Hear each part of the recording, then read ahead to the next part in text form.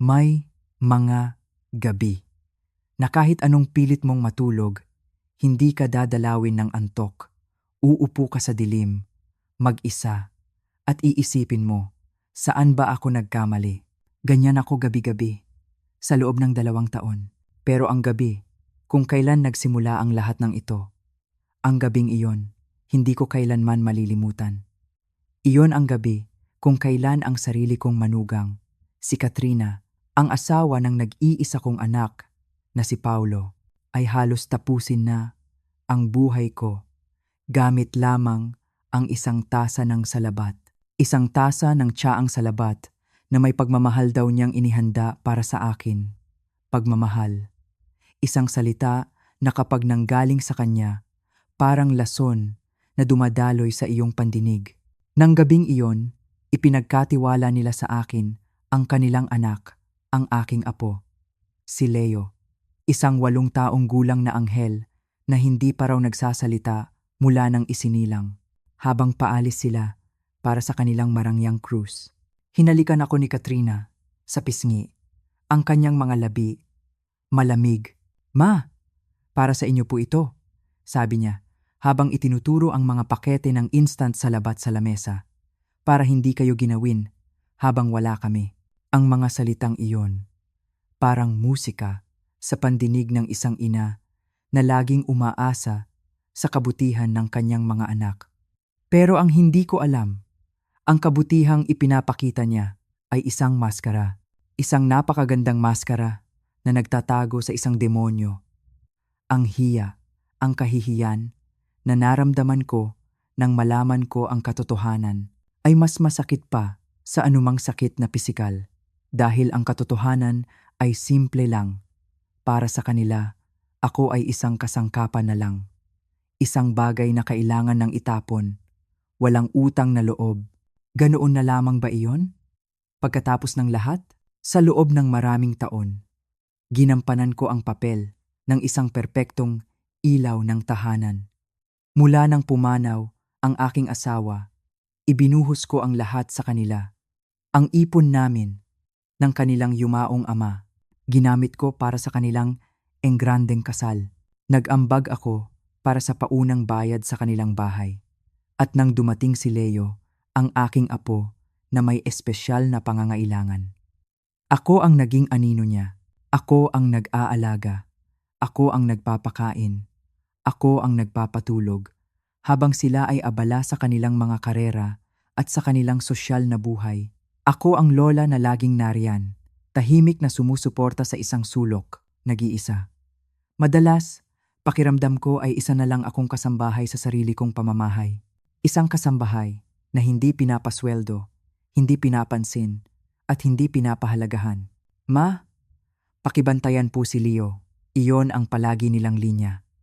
"Hindi ma, kumusta na po kayo?" "Hindi ma, may kailangan po ba kayo?"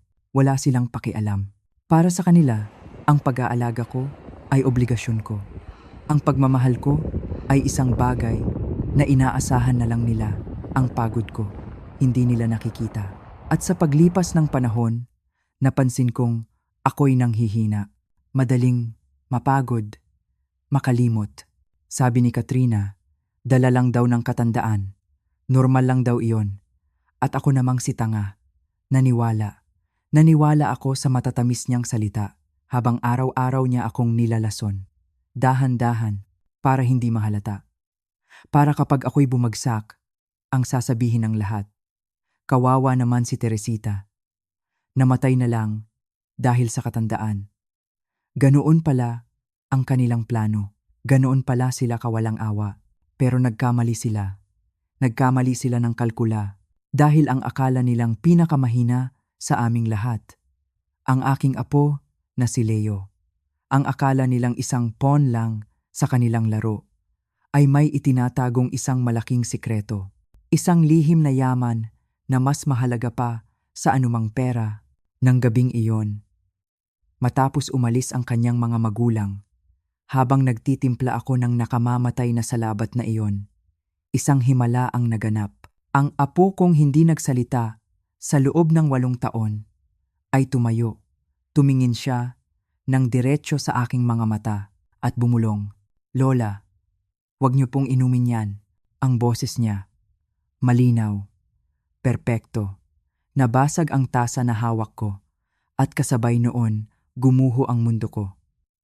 Pero sa pagguhong iyon, isang bagong Teresita ang isinilang. Ang lola na mahina at nalilito ay biglang nagising.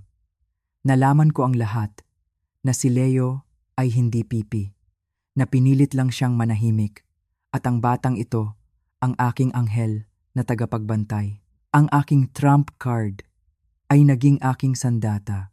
Ang akala nilang kahinaan ko, ang pagmamahal ko sa aking apo. Iyon pala ang magiging pinakamalaki kong kalakasan. Sila ang nagturo sa akin kung paano lumaban. At ngayon, matitikman nila ang kanilang sariling laro. Gusto nila akong patahimikin. Gusto nilang mawala ako na parang bula. Ngayon, hindi lang ang bahay ko ang babawiin ko. Babawiin ko ang aking dangal. Ang dangal na kanilang sinubukang yurakan. Hindi na ako mananahimik. Hindi na kami mananahimik. Ito ay higit pa sa paghihiganti. Ito ay tungkol sa hustisya, justice, para sa akin at para sa aking apo na pinagkaitan ng boses sa loob ng 8 taon. Bibigyan ko sila ng isang leksyon, isang aral na hinding-hindi nila malilimutan. Isang kwento na ikukuwento pa nila sa kanilang mga magiging apo. Ang kwento ng isang lola na minamaliit nila, na siyang magiging dahilan ng kanilang pagbagsak. Ang laban na ito, sisimulan ko. At ako rin ang tatapos. Kung naranasan mo nang maramdaman na para kang estranghero sa sarili mong tahanan. Kung naramdaman mo nang baliwalain ka ng mga taong pinag-alayan mo ng lahat, i-like at i-share mo ang video na ito. At sana, kwentuhan mo ako. Mag-iwan ka ng komento sa ibaba. Sabihin mo sa akin, saan ka nanonood?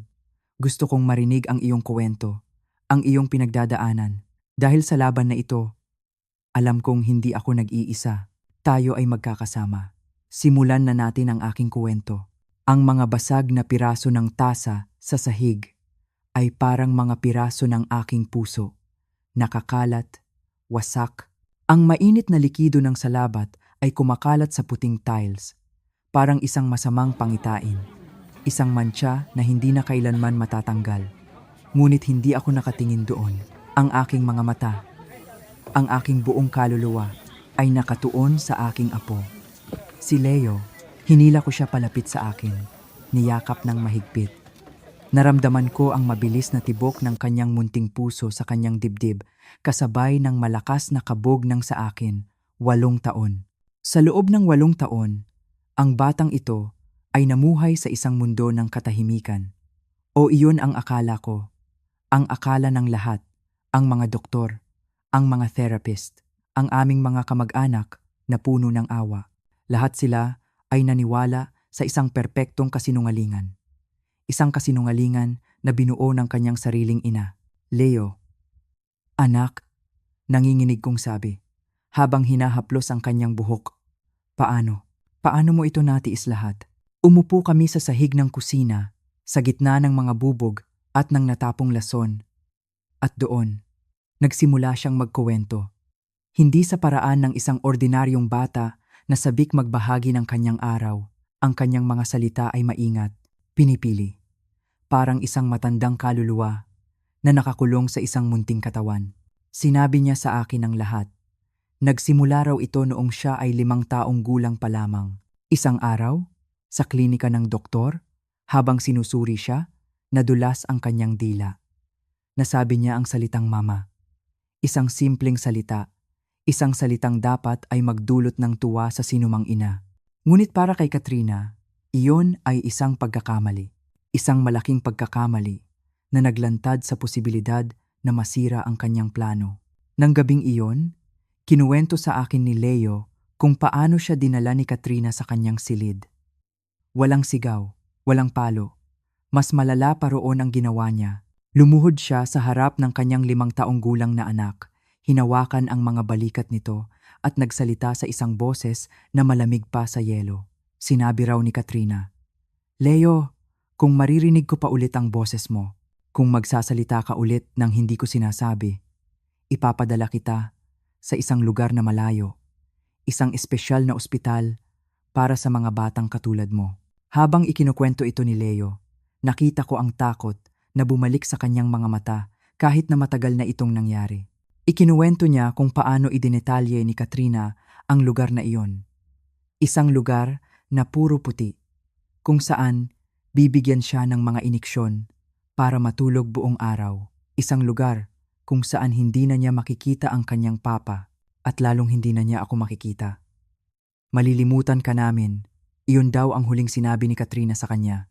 Ang mga pamilya, nakakalimot sila sa mga batang ipinapadala doon. Anong klase ng ina ang gagawa niyon sa sarili niyang anak? Anong klase ng demonyo ang gagamit ng pinakamalaking takot ng isang bata ang takot na iwanan at makalimutan para pasunurin ito? Mula noon, nanahimik na si Leo. Pero hindi lang siya basta nanahimik. Siya ay nagmasid. Natuto siyang mabuhay sa anino ng kasinungalingan ng kanyang ina. Natuto siyang magbasa ng mag-isa sa pamamagitan ng panonood ng mga palabas sa telebisyon na may subtitle habang tinitiyak na walang nakakakita. Natuto siyang intindihin ang mga usapan ng matatanda, hindi lang ang mga salitang binibigkas nila, kundi pati na rin ang mga kahulugang nakatago sa likod ng kanilang mga mata at mga ngiti. Nakinig siya. Nakinig siya sa mga pag-uusap ng kanyang mga magulang tuwing gabi kapag akala nila ay tulog na siya. Narinig niya ang mga pag-aalala ni Paulo tungkol sa pera at kung paano iyon sinasakyan ni Katrina para isubo sa isip niya ang ideya na ako ay nagiging isang pabigat. 8 taon. 8 taon siyang naging isang bilanggo sa sarili niyang katahimikan. At ang pinakamasakit sa lahat, ginawa niya iyon para protektahan ako. Dahil sa banta ni Katrina, ang pagsasalita niya ay katumbas ng kapahamakan para sa akin. Kaya pinili niyang manatiling pipi, para lang manatili akong ligtas. Ang bigat na pinasan ng munti niyang mga balikat, hindi ko kayang sukatin. Hindi ko kayang isipin ang sakripisyo ng isang batang pinagkaitan ng karapatang maging isang bata. Habang tinititigan ko siya, ang aking apo, na puno ng tapang at talino, napalitan ng galit ang aking pagkabigla. Isang galit na hindi ko pa naramdaman sa buong buhay ko. Galit para kay Katrina, para sa kanyang kalupitan, at galit para sa aking anak na si Paulo, na nagpabulag at nagpabaya. Niyakap ko muli si Leo. Tapos na iyon, apo, bulong ko. Nandito na si Lola. Hindi ka na muling mananahimik. Pangako iyan. Sa mga sandaling iyon, sa gitna ng aming mga luha at ng mga basag na piraso ng aming tiwala, doon nabuo ang aming alyansa. Kaming dalawa laban sa isang kasamaan na hindi namin sukat akalain na nananahan sa loob ng aming sariling pamilya. Ang katahimikan ay nabasag na at kasabay nito ang simula ng isang laban na kailangan naming ipanalo. Matapos naming linisin ang mga bubog sa sahig, umupo kami sa lamesa. Naghanda ako ng simpleng merienda, mainit na pandesal, at keso, isang bagay na normal, isang bagay na pamilyar, sa isang sitwasyong napakalayo sa normal. Habang kumakain kami, nagpatuloy ang pagbubunyag ni Leo ng mga detalye na unti-unting bumubuo sa isang nakakakilabot na larawan. Lola, nagsimula po talaga ito mga 2 taon na ang nakalipas, sabi niya habang ngumunguya. Inalala ko ang panahong iyon. Iyon nga ang panahon kung kailan nagsimula ang aking madalas na pagkahilo, ang aking pagiging makalimutin. Noong una, isinisi ko lang ito sa edad. Natural lang naman sa isang tulad ko na nasa 64 na taong gulang noon na makaranas ng mga ganoong bagay. Iyon din ang palaging sinasabi sa akin ni Katrina. Ganyan po talaga, ma. Part of aging po yan. Ang kanyang boses, laging puno ng pag-aalala. Isang pekeng pag-aalala. Tinanong ko si Leo kung ano ba talaga ang laman ng salabat. Ikinuwento niya kung paano niya nakikita si Katrina sa kanilang silid, sa pamamagitan ng siwang sa pinto.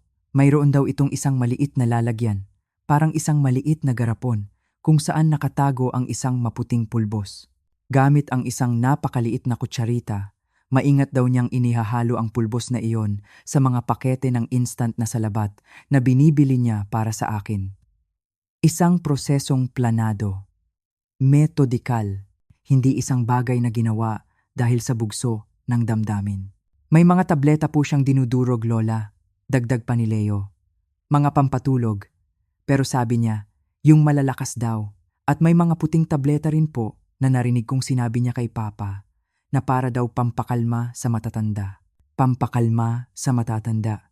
Ang mga salitang iyon ay tumatak sa aking isipan. Hindi niya ako pinapakalma. Dahan-dahan niya akong pinapatay. At doon na pumasok ang pinakamasakit na bahagi ng revelasyon. Ang motibo. Pera. Narinig ko po silang nag-uusap isang gabi. Malungkot na sabi ni Leo. Sabi ni Mama, kapag nawala ka na raw, Lola, lahat ng ito, at itinuro niya ang paligid ng bahay, mapupunta kay Papa ang bahay na ito, ang tahanan na itinayo namin ng yumaong kong asawa mula sa aming pinaghirapan. Ang bawat sulok nito ay may alaala. Ang hardin kung saan kami nagkakape tuwing umaga. Ang kusina kung saan ko tinuruan si Paulo na magluto. Ang silid kung saan ko inalagaan si Leo mula pagkasanggol. Para sa akin, ito ay isang tahanan. Para kay Katrina, ito ay isang asset. Isang ari-arian. At yung pera niyo raw po sa bangko, Lola, patuloy ni Leo. Sabi niya, mga 25 milyong piso raw po iyon. 25 milyon. Iyon ang halaga ng buhay ko para sa kanya. Ang lahat ng aking ipon.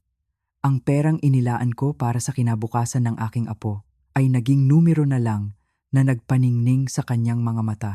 At ang pinakamasakit ay ang papel ng aking anak sa lahat ng ito. Si Papa mo, Leo, pumayag ba siya?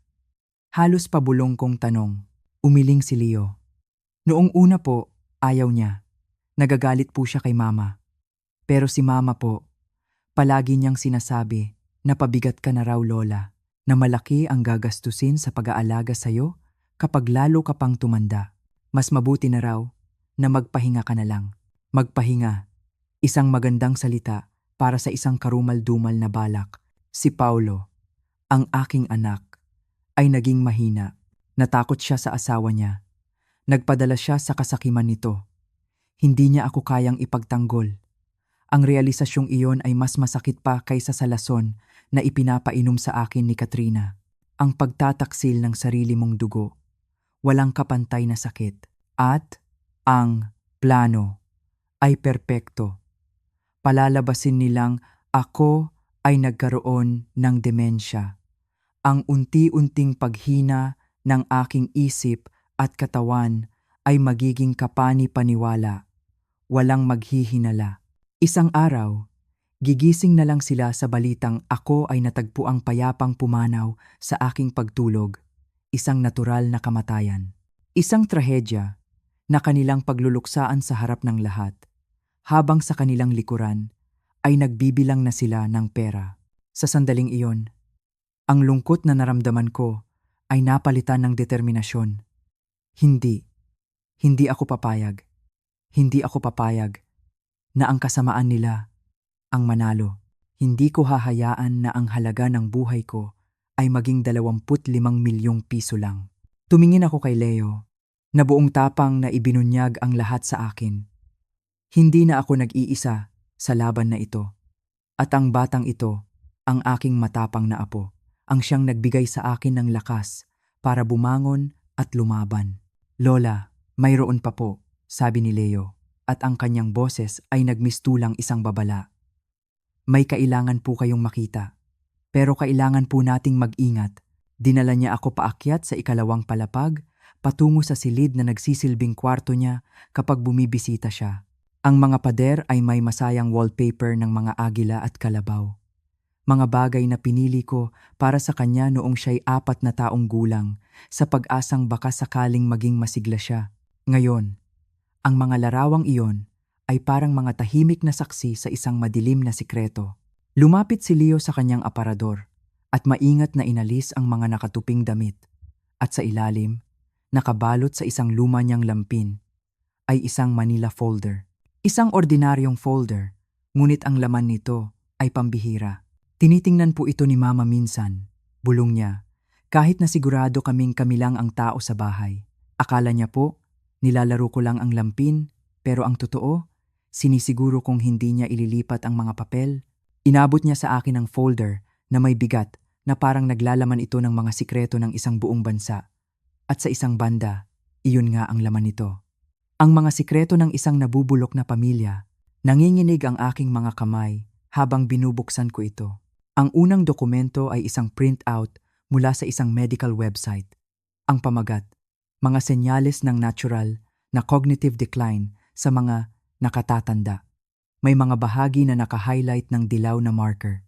Progresibong pagkawala ng memorya, pagkalito at disorientasyon. Mga pagbabago sa pattern ng pagtulog. Bawat sintomas na naka-highlight ay eksakto sa mga naranasan ko sa nakalipas na 2 taon. Mga sintomas na kumumbinsi sa sarili kong anak na ang kanyang ina ay unti-unti nang nagiging ulyanin. Ito pala ang kanilang script, ang kanilang gabay sa pagganap. Mas malala ang pangalawang dokumento. Isang artikulo tungkol sa kapag ang mga magulang ay nagiging pabigat. Paggawa ng mahihirap na desisyon sa pangangalaga. Ang mga gilid ng papel ay puno ng sulat kamay ni Katrina sa kanyang perpekto at malinis na pagsulat. Gastos sa nursing home. Minimum 150,000 piso kada buwan. Mga legal na komplikasyon sa pagdedeklara ng incompetency. Mga nota tungkol sa timeline. Ang bawat salita ay isang patalim na tumutusok sa aking puso, ngunit ang pangatlong dokumento, iyon ang nagpatigil sa pagtibok ng aking puso. Ang pamagat, interaksyon ng mga gamot sa mga pasyenteng nakatatanda, mga aksidenteng overdose, at ang pag-iwas dito. Ang artikulong ito ay mas maraming marka kaysa sa iba. Ang mga talata tungkol sa kung paano ang kombinasyon ng mga pampatulog at anti-anxiety na gamot ay maaaring magdulot ng paghinto sa paghinga sa mga matatanda ay may salong guhit, paulit-ulit, at sa gilid may mga kalkulasyon, mga dosage, mga pagitan ng oras, mga tala kung paano ito ipapainom para hindi agad mahalata sa isang pagsusuri. Hindi ito basta plano. Isa itong siyentipikong pag-aaral sa pagpatay at pagkatapos. At nakita ko ang isang listahang sulat kamay ni Katrina. Ang pamagat, L.T. Progress Notes, L.T. ang aking mga inisyal, Lucinda Teresita. Sa ilalim nito ay mga petsa na sumasaklaw sa nakalipas na 2 taon. Bawat isa ay may maikling notasyon. Marso 15. Unang dosis. Ibinigay. Walang agarang reaksyon. Mukhang pagod pero isinisisi sa normal na pagtanda. Abril 2. Tinaasan ng bahagya ang dosis. Ang subject ay nagulat ng pakiramdam na nalilito, ngunit hindi nagpahayag ng hinala. Hunyo 10. Kapansine-pansin ang pagbuti sa pagsunod. Ang subject ay mas nalilito, mas madaling manipulahin. Subject. Iyon ang tawag niya sa akin, parang isang daga sa isang laboratorio. Ang pinakahuling mga entry ang pinaka-nakakakilabot. Oktubre 1. Kinakailangan ang pagpapabilis ng timeline. Ang mga problemang pinansyal ay tumitindi. Ang subject ay dapat na maalis bago ang susunod na quarterly financial review. Oktubre 10. Inihanda ang mga concentrated dose para sa linggo ng cruise. Ang mga kinakalkulang halaga ay dapat sapat para sa isang permanenteng solusyon sa loob ng 48 hanggang 72 oras pagkatapos ng administrasyon. Permanenteng solusyon. Ibinaba ko ang mga papel. Ang aking mga kamay ay nanginginig ng husto. Hindi na ito basta isang plano para gawin akong ulyanin. Isa na itong plano para sa isang tiyak na petsa ng aking kamatayan. At ang petsang iyon ay sa linggong ito. Habang sila ay nasa dagat, nagpapakasaya at lumilikha ng perpektong alibi. Tumingin ako kay Leo, na tahimik na nakaupo sa tabi ko.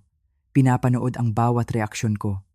Ang batang ito, ang munting anghel na ito, ay nabuhay kasama ang kaalamang ito. Pinrotektahan niya ang ebidensyang ito.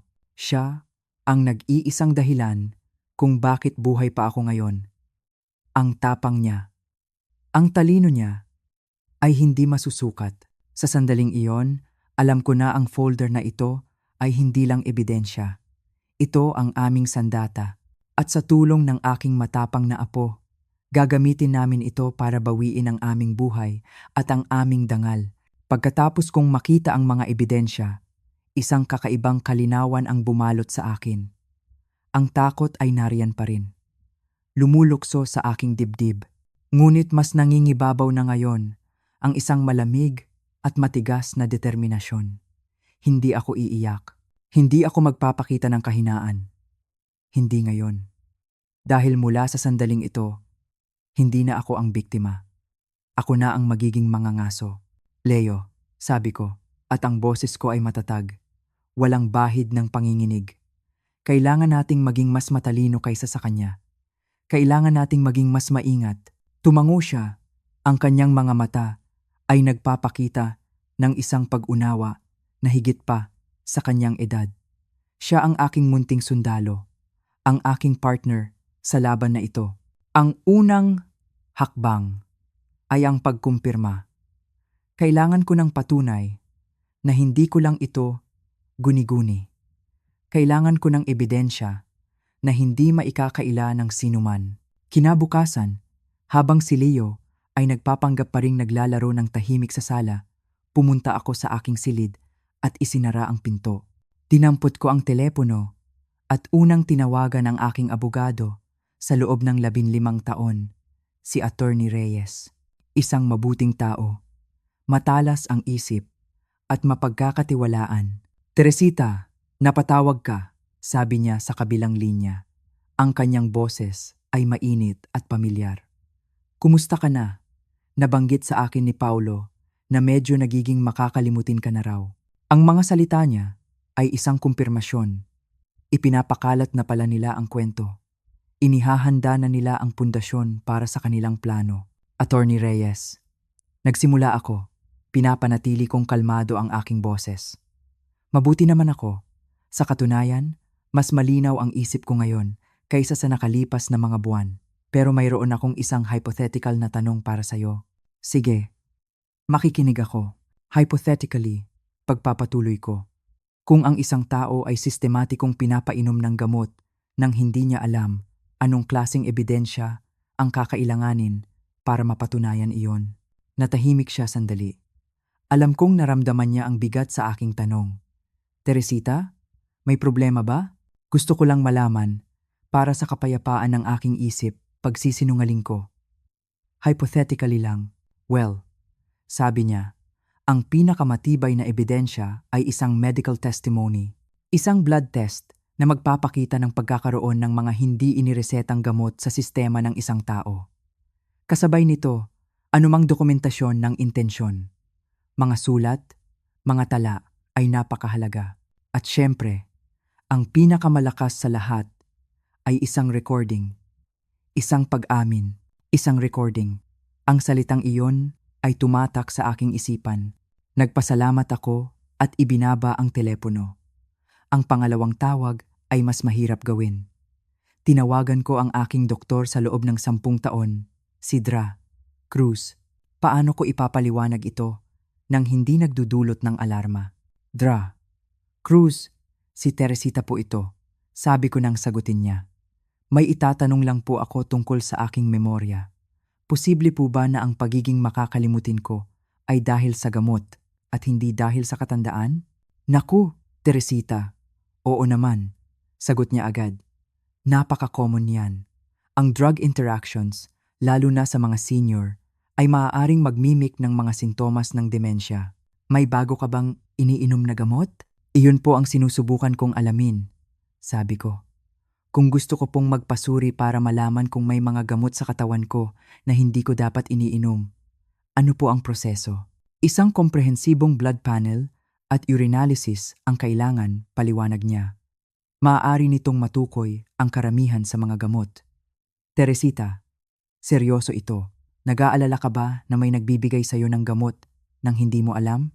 Posible po, pag-amin ko. Maaari po ba akong magpa-schedule bukas ng umaga? Oo naman, sasabihan ko ang aking nurse. Mag-iingat ka, Teresita. Pagkababa ko ng telepono, huminga ako ng malalim. Ang mga piraso ng aming plano ay nabubuo na. Mayroon na kaming dokumentasyon mula sa folder. Magkakaroon na kami ng ebidensyang medikal mula sa blood test. At ngayon, kailangan namin ng isang pag-amin. Isang recording. Ibinahagi ko ang plano kay Leo. Ang kanyang mga mata ay lumaki habang ipinapaliwanag ko ang panganib. Ang pangangailangang magpanggap. Ngunit wala akong nakitang takot sa kanya. Tanging determinasyon. Tatawag po siya mamayang gabi, sabi ni Leo. Lagi po siyang tumatawag sa ikalawang araw. Perpekto, sabi ko. Nang hapong iyon, bumili ako ng isang maliit na digital recorder. Itinago namin ito sa likod ng mga libro sa estante sa sala. Nag-practice kami ni Leo. Tinuruan niya ako kung paano umarte na parang nalilito. Medyo bulol po kayo magsalita kapag pagod na kayo, Lola, sabi niya. At inuulit niyo po minsan ang sinasabi niyo. Ang aking apo, ang aking munting direktor. Sa pagdating ng gabi, handa na kami. Nang tumunog ang telepono, alam namin na nagsimula na ang pinakamapanganib na bahagi ng aming plano, ang pagganap ng aming buhay. Ang pag-arte na kami ay mga tupa, habang sa loob-loob namin, kami ay mga lobo na naghihintay ng tamang oras para umatake. Eksaktong 8:00 ng gabi, tumunog ang telepono, parang isang kampana na hudyat ng pagsisimula ng isang mapanganib na dula. Umupo ako sa tabi ng lamesa sa kusina, kung saan kitang-kita ko si Leo sa sala. Tahimik siyang naglalaro ng kanyang mga action figure, ngunit alam kong ang bawat himaymay ng kanyang pagkatao ay nakatutok sa aming usapan. Pinag-ensayuhan namin ito. Ito na ang aming pagtatanghal. Huminga ako ng malalim bago sagutin ang telepono, at habang ginagawa ko iyon, pinilit kong alalahanin ang pakiramdam ng pagkalito.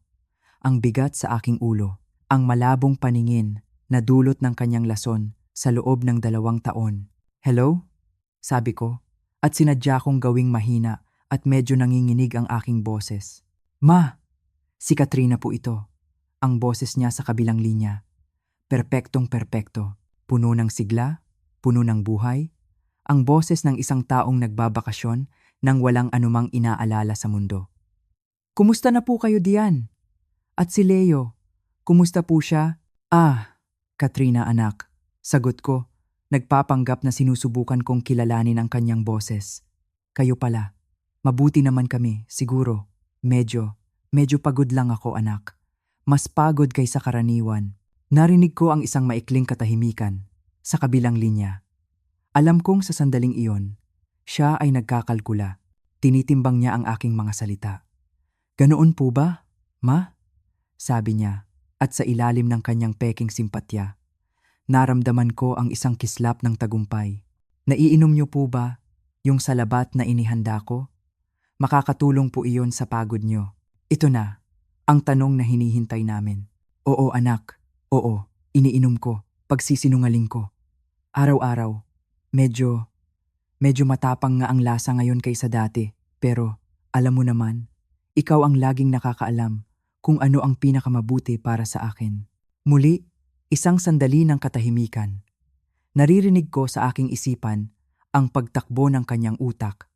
Kung iniinom niya ang mas matapang na timpla, dapat ay mas malala na ang epekto sa kanya ngayon.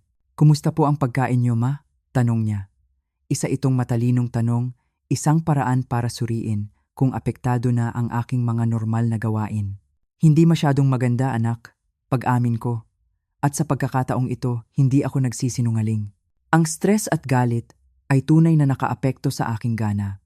Medyo nasusuka ako at kung minsan, nalilito ako kung anong oras na. Kaninang umaga nga, nagising ako, hindi ko alam kung nasaan ako. Naku, normal lang po yan sa edad niyo, ma, sabi ni Katrina. At ngayon, hindi na niya maitago ang kagalakan sa kanyang boses. Ang kanyang tono ay parang isang siyentipikong nasisiyahan sa resulta ng kanyang eksperimento. Huwag po kayong mag-alala. Ganyan po talaga.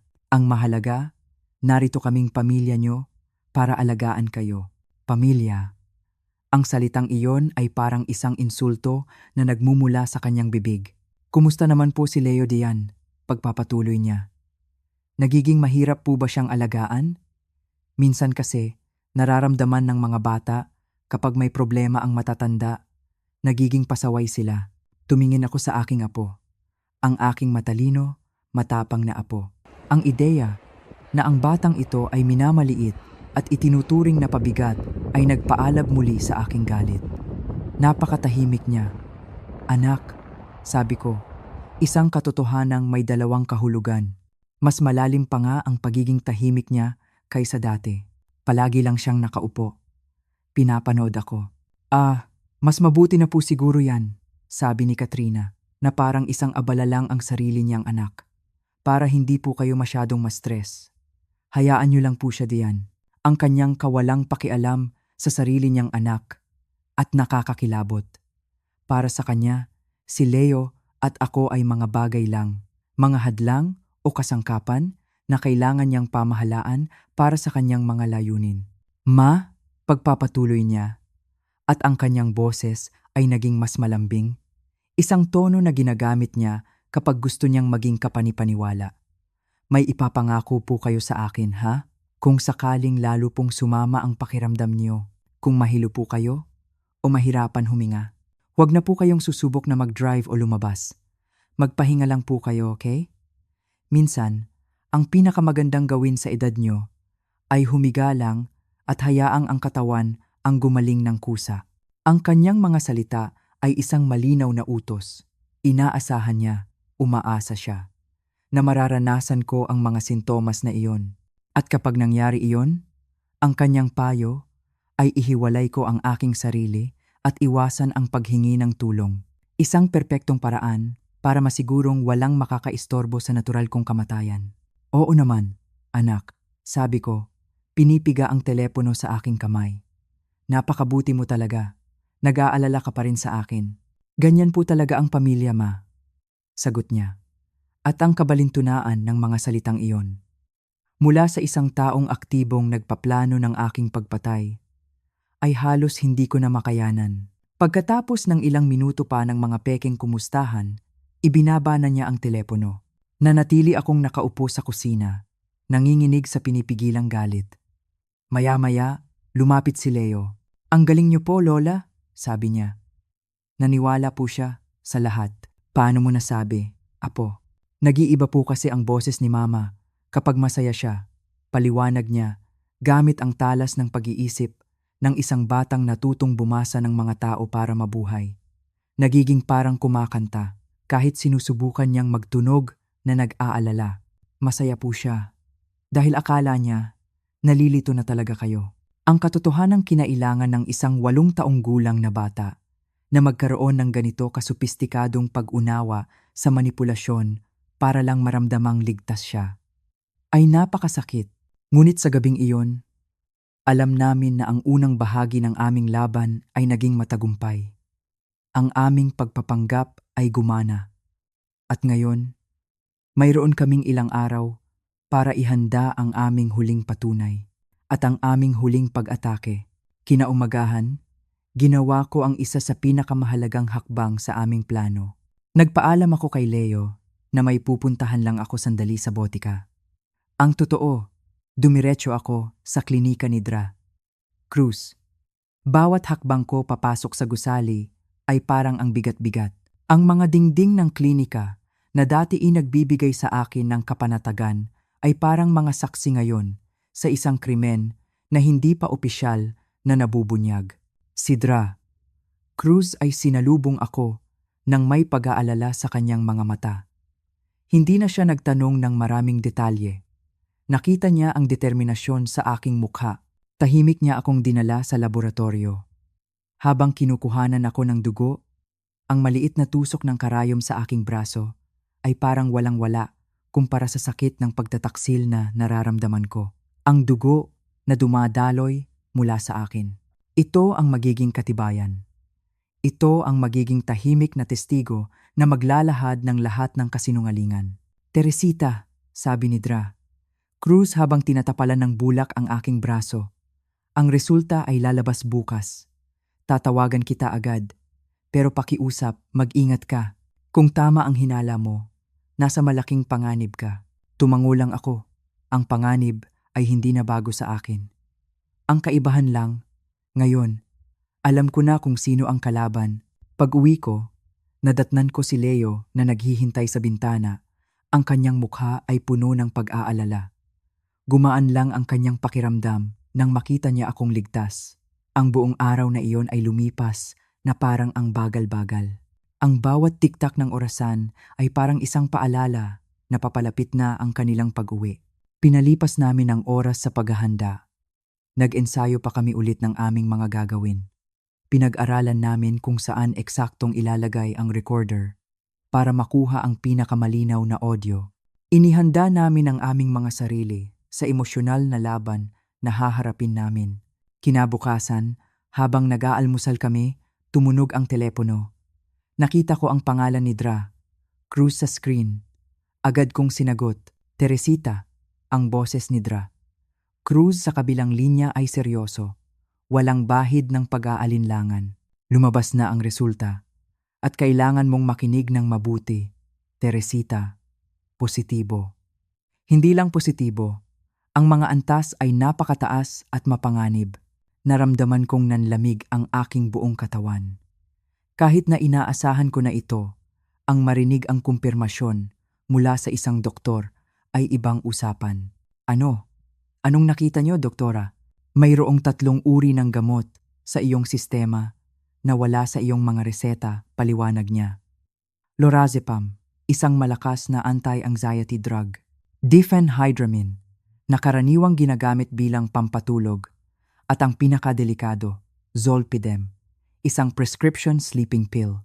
Teresita, ang kombinasyon ng mga ito sa ganitong dosis ay maaaring magdulot ng matinding pagkalito, pagkawala ng memorya, at ang pinakamasama, respiratory failure. Maaari kang itong ikamatay. Kamatayan. Ang salitang iyon ay umalingaw-ngaw sa aking tainga. Iyon talaga ang kanilang plano. Hindi lang basta palabasin na ako'y ulyanin. Ang plano nila ay patayin ako. Teresita, patuloy ni Dra. Cruz, ang kanyang boses ay puno ng pagkaalarma. Sino ang gumagawa nito sa'yo? Kailangan na nating itawag ito sa pulis. Ngayon din. Doktora, pakiusap, sabi ko. Sinusubukang kontrolin ang panginginig ng aking boses. Wag muna. May plano kami. Uuwi na sila bukas. Kailangan ko lang ng kopya ng resulta. Pwede po ba? Nag-atubili siya, ngunit sa huli, pumayag din. Alam niyang mayroon akong karapatan sa aking sariling medical records. Pagkatapos ng tawag, naupo ako sa tabi ni Leo. Ibinahagi ko sa kanya ang sinabi ng doktora. Hindi siya umiyak. Hindi siya natakot. Tumingin lang siya sa akin. At sa kanyang mga mata, nakita ko ang isang bakal na determinasyon. Tumango siya. Pagkatapos ay itinuro niya ang recorder na nakatago sa estante. Handa na kami. Ang ebidensya ay kumpleto na. Mayroon kaming mga dokumento. Mayroon kaming resulta ng blood test. At bukas, kukunin namin ang huling piraso na kailangan namin. Ang kanilang pag-amin. Ang araw ng kanilang pag-uwi ay dumating. Ang hangin sa loob ng bahay ay parang ang bigat-bigat. Ang bawat sandali ng paghihintay ay parang isang pagsubok sa aming katatagan. Inihanda ko ang aking sarili. Isinuot ko ang aking pinakalumang duster, hindi nagsuklay, at sinikap na magmukhang mas matanda at mas mahina kaysa sa aking tunay na edad. Si Leo ay bumalik sa kanyang tahimik na mundo, 2:30 ng hapon. Narinig namin ang tunog ng kanilang sasakyan sa garahe. Huminga ako ng malalim. Oras na. Apo, bulong ko. Tumango siya. Ang dula ay magsisimula na. Bumukas ang pinto ng walang katok. Palaging ganoon. Si Katrina ay may sariling susi. Para daw sa emergency. Ngayon ko lang naunawaan kung ano ang ibig sabihin ng emergency para sa kanya. Ma! Nandito na po kami! Ang boses ni Katrina ay masayang masaya. Ang boses ng isang taong nasasabik na makita ang resulta ng kanyang pinaghirapan. Pumasok sila sa sala. Nakita ko silang dalawa. Naka-sun-kissed ang kanilang mga balat, dala ang mga bag na puno ng pasalubong. Mukha silang masaya, lalo na si Katrina. Pero ang ngiti sa kanyang mukha ay unti-unting naglaho nang makita niya ako. Nakaupo ako sa aking paboritong silya. Bahagyang nakayuko, ang aking mga mata ay nakatitig sa kawalan. Diyos ko po, sabi niya, at dali-dali siyang lumapit sa akin. Ang kanyang pagkukunwaring pag-aalala ay perpektong-perpekto. Ma, anong nangyari sa inyo?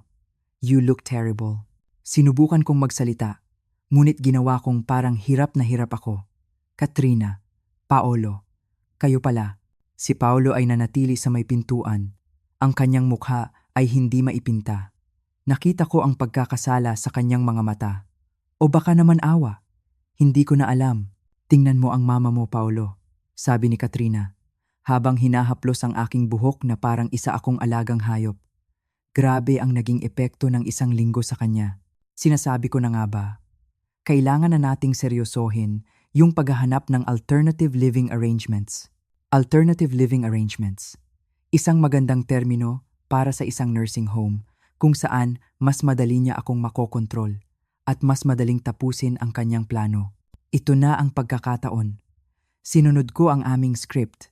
Hindi ko maintindihan kung anong nangyayari sa akin. Sabi ko, hinahayaan kong manginig ang aking boses. Nalilito ako. Palagi, ang salabat mo, Katrina. Nakakatulong naman, pero pagod na pagod ako. Nakita ko ang kislap sa kanyang mga mata. Ang kumpirmasyong hinihintay niya. Inubos niyo po ba lahat, ma? Tanong niya. Hindi na maitago ang pananabik. Mas matapang po ang timpla niyan para mas makatulog kayo ng mahimbing. Oo, anak, sagot ko. Sinunod kong mabuti ang bilin mo. Good, sabi niya. At ang kasiyahan sa kanyang boses ay hindi maikakaila. Si Paolo sa wakas ay lumapit. Ma, baka dapat na nating tawagan si Dra. Cruz? Para ma-check up kayo. Mabilis na sumabat si Katrina. Naku, Paolo, sa tingin ko, hindi na ito kaya ni Dra. Cruz, kailangan na natin ng isang espesyalista, isang geriatric specialist na sanay sa mga kaso ng matinding demensya. Ang lahat ay umaayon sa kanilang plano. Perpekto. At iyon ang senyales na hinihintay ko. Tumingin ako sa aking apo na tahimik na nakaupo sa sahig. Leo, apo, sabi ko ng mahina. Pakikuha mo naman si Lola ng isang basong tubig. Nahihilo ako. Nag-angat ng tingin si Leo. Nagtama ang aming mga mata. Isang segundo lang iyon, ngunit sa segundong iyon, nagkaintindihan kami. Tumango siya at tumayo, ngunit hindi siya pumunta sa kusina. Dahan-dahan siyang naglakad papunta sa estante ng mga libro. Anong ginagawa niya? Nagtatakang tanong ni Katrina. Leo, doon ang kusina. Hindi siya pinansin ni Leo. Maingat niyang kinuha ang maliit na digital recorder mula sa likod ng mga libro. At pagkatapos, humarap siya sa aming lahat. Hawak-hawak ang aparato na parang isang tropeyo. Namutla si Katrina. Ang kanyang mga mata ay nanlaki sa pagkabigla. Ano yan? At doon, sa katahimikan ng aming sala, nagsalita ang aking apo sa harap ng kanyang mga magulang sa unang pagkakataon sa loob ng 8 taon. Isa po itong recorder, sabi ni Leo. Ang kanyang boses, malinaw, matatag, at puno ng isang bigat na hindi mo aakalain sa isang bata. Nirecord ko po ang lahat para kay Lola.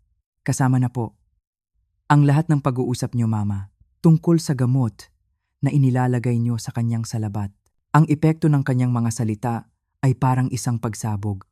Si Katrina ay napaatras na parang sinampal. Si Paolo ay napanganga. Ang kanyang mukha ay nagpapakita ng sunod-sunod na emosyon. Pagkalito, pagkabigla, at dahan-dahang pagkaunawa sa isang kakilakilabot na katotohanan. Imposible, bulong ni Katrina.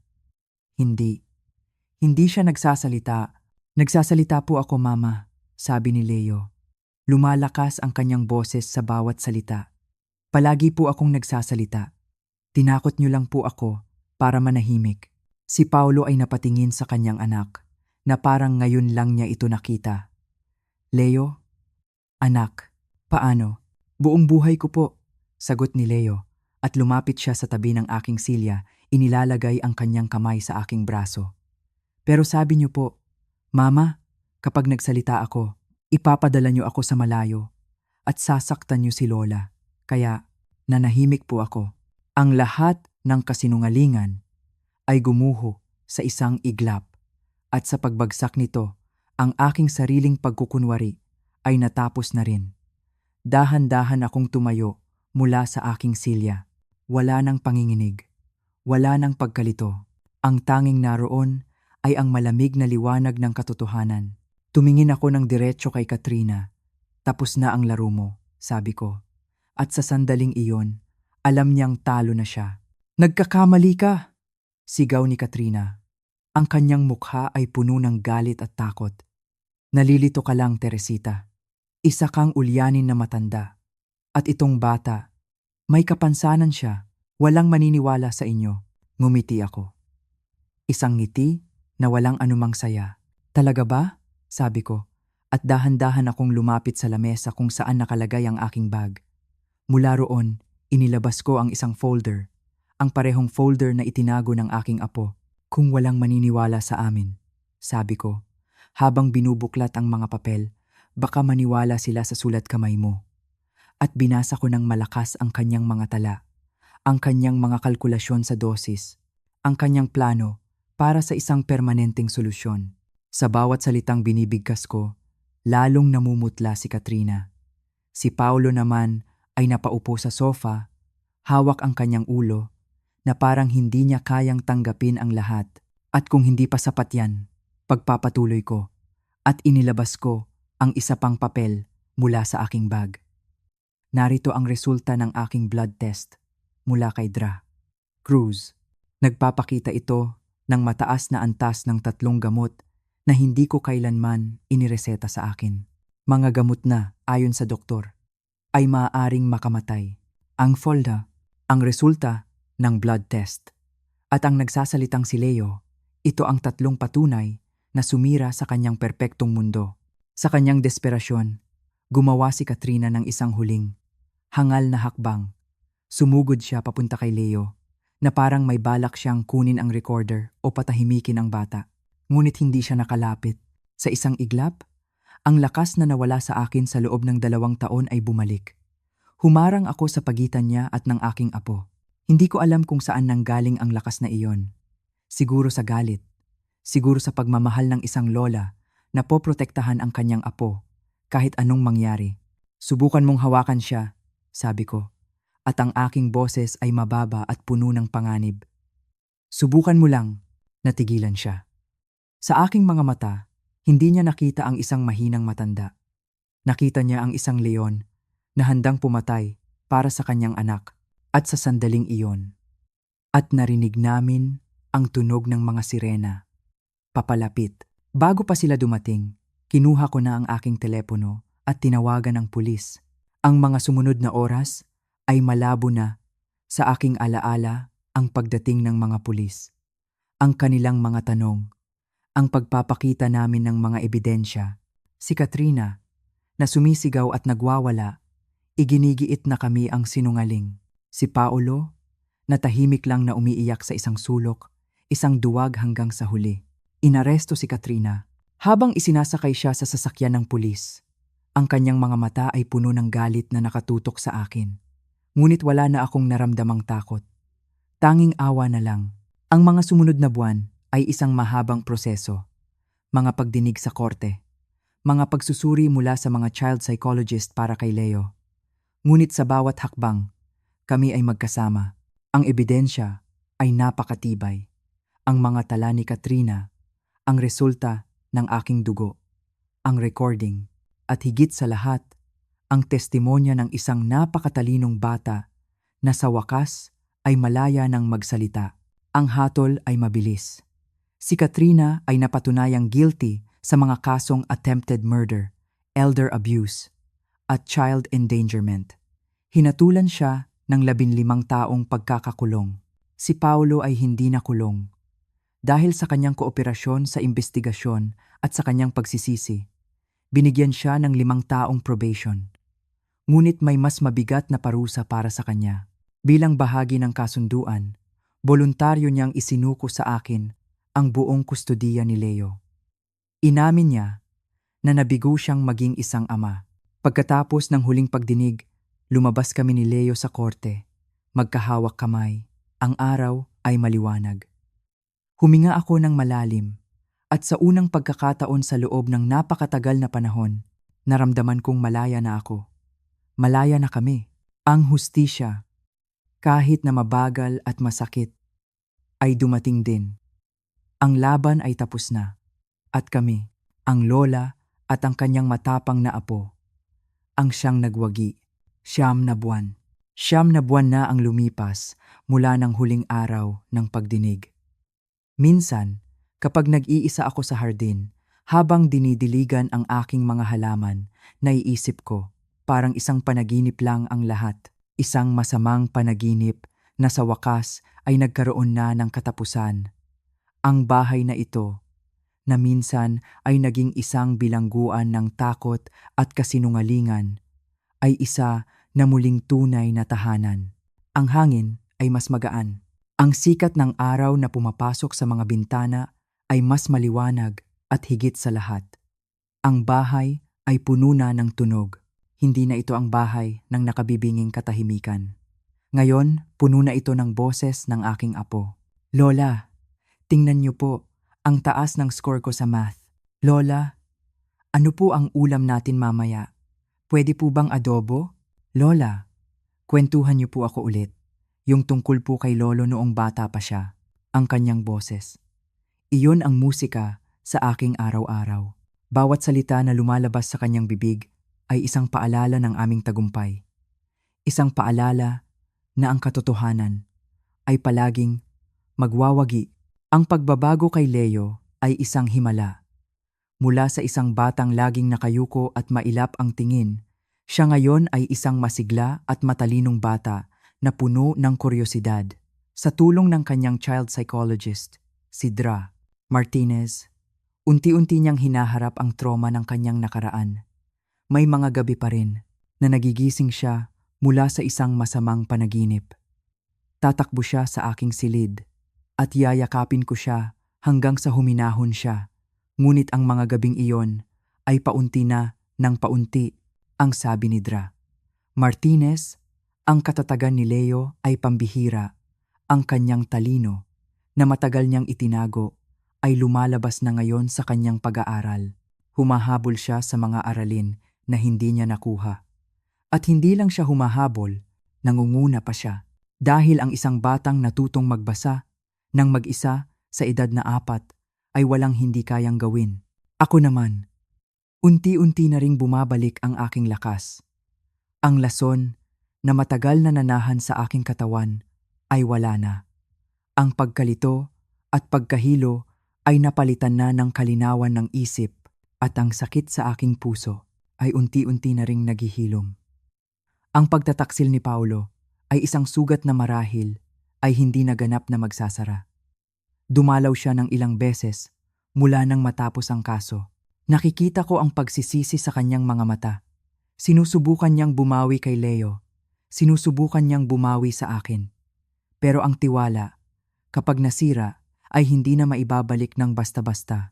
Hindi ko po siya galit, Lola, sabi sa akin ni Leo isang hapon habang nagmemeryenda kami sa beranda.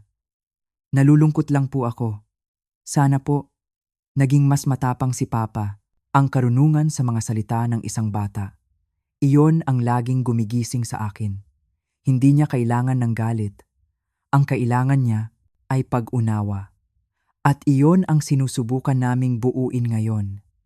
Isang buhay na puno ng pag-unawa, pagmamahal, at kapayapaan.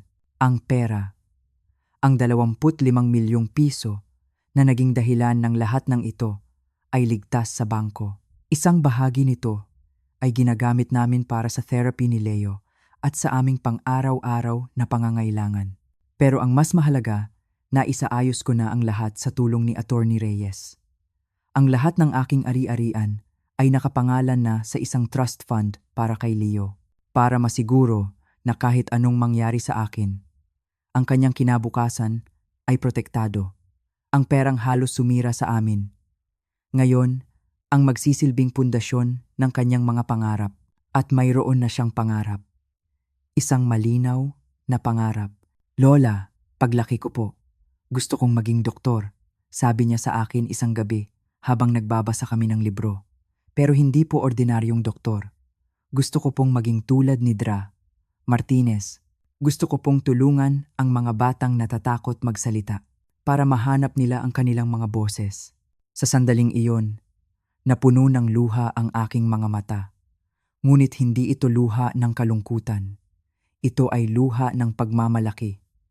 Ang bata na dumanas ng napakatinding sakit ay piniling gamitin ang kanyang karanasan para magbigay ng lunas sa iba.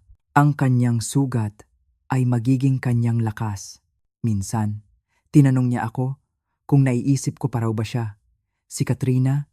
Oo, ang sagot ko. Minsan, naiisip ko siya.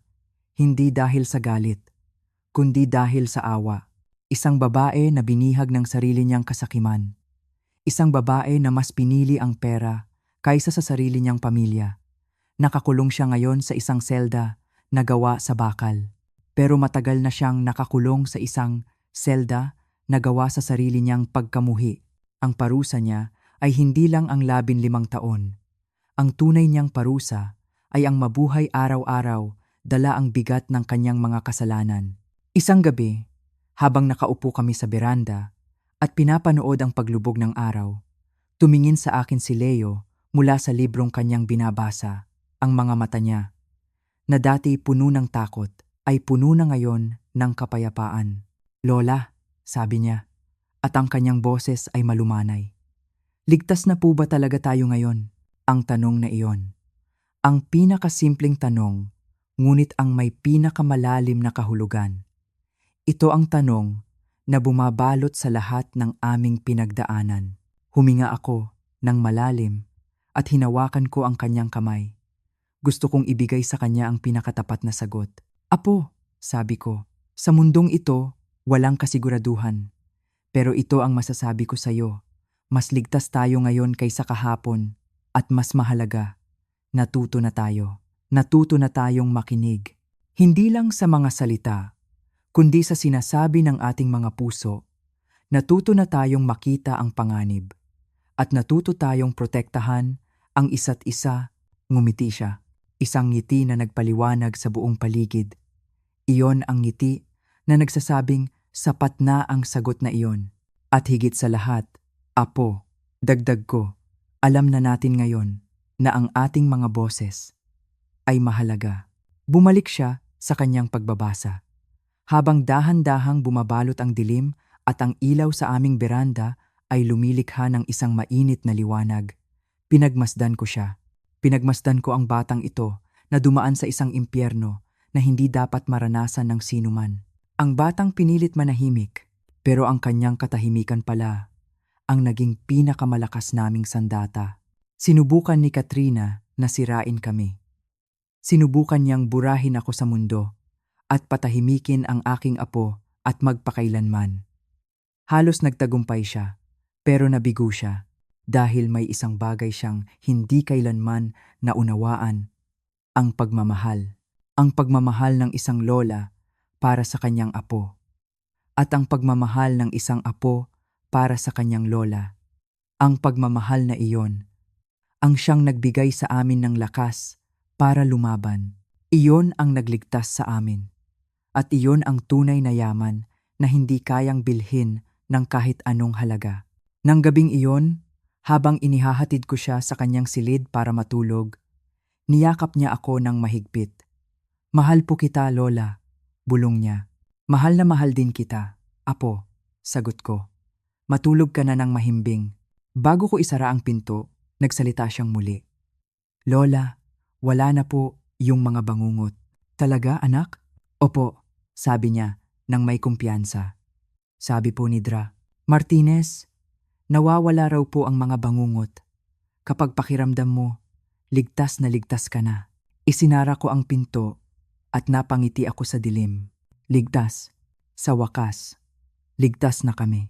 Iyan ang aking kuwento. Isang kuwento ng pagtataksil, ng tapang, at ng pag-asa. Ngayon, gusto kong marinig ang sa iyo. Nagkaroon ka na ba ng karanasan kung saan ang tiwala mo ay sinira ng isang taong malapit sa iyo? O baka naman, naging saksi ka sa isang pambihirang katapangan na nagbago ng lahat?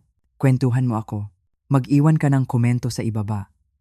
Gusto kong malaman kung saan sa mundo mo ito pinapanood.